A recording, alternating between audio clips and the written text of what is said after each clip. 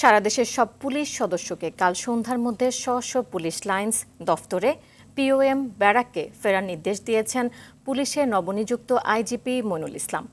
বর্তমান পরিস্থিতিতে আইন শৃঙ্খলা স্বাভাবিক করা গুরুত্বপূর্ণ বলে জানান তিনি।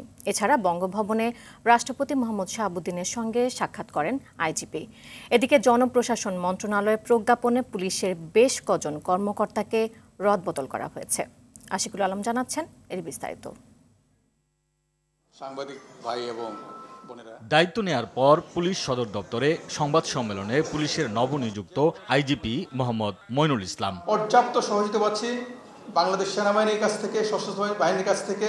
সংবাদ সম্মেলনে বৈষম্য বিরোধী আন্দোলনকে কেন্দ্র করে দেশবাসীর প্রত্যাশা অনুযায়ী দায়িত্ব পালন করতে না পারায় দুঃখ প্রকাশ করেন তিনি। আমাদের Rajarbagh police lines, public order management, POM, APBNs headquarter সহ অন্যান্য এপিবিএনস কার্যালয় সমূহ, সকল মেট্রোপলিটন এবং জেলা পুলিশ লাইন সহ সকল স্পেশালাইজড পুলিশ ইউনিটের সব অফিসার এবং ফোর্সকে আগামী 8 আগস্ট 2024 তারিখ বৃহস্পতিবার অর্থাৎ আগামীকাল সন্ধ্যার মধ্যে স্ব কর্মস্থলে যোগদান করতে হবে। পুলিশ স্ব ইউনিটে না থাকায় যে বিশৃঙ্খলা সৃষ্টি হয়েছে, জনগণের জানমালের নিরাপত্তা নিশ্চিতে তা নতুন করে শুরু করতে চান বলে জানান আইজিপি। দেশের শান্তি শৃঙ্খলা এবং স্থিতি ফিরিয়ে আনতে আমরা যা করণীয় সর্বোত্তভাবে সকল সদস্য মিলে সেটি করব।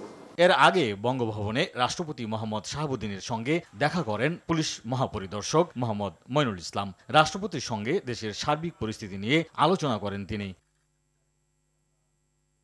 এদিকে জনপ্রশাসন মন্ত্রণালয় থেকে প্রজ্ঞাপন জারি করে পুলিশের আরও 4 ঊর্ধ্বতন কর্মকর্তাকে বদলি করা হয়েছে। সদর দপ্তরে সংযুক্ত অতিরিক্ত আইজিপি AKM শহীদুর রহমানকে র্যাপিড অ্যাকশন ব্যাটালিয়ন র্যাবের মহাপরিচালক, সিআইডির উপ পুলিশ মহাপরিদর্শক ডিআইজি মোহাম্মদ মাইনুল হাসানকে ডিএমপি কমিশনার, র্যাব মহাপরিচালক ব্যারিস্টার মোহাম্মদ হারুনুর রশিদকে অতিরিক্ত আইজিপি হিসেবে পুলিশ সদর দপ্তরে, ডিএমপি কমিশনার ও অতিরিক্ত আইজিপি হাবিবুর রহমানকে পুলিশ সদর দপ্তরে সংযুক্ত করা হয়েছে। আশিকুল আলম, RTV, ঢাকা।